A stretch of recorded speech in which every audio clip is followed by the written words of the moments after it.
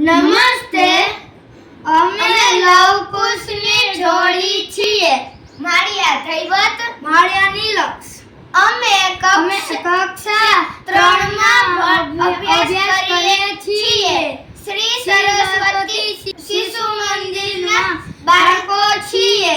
અમે હનુમાનજીનું કાવ્ય રજૂ કરીશું. હનુમાન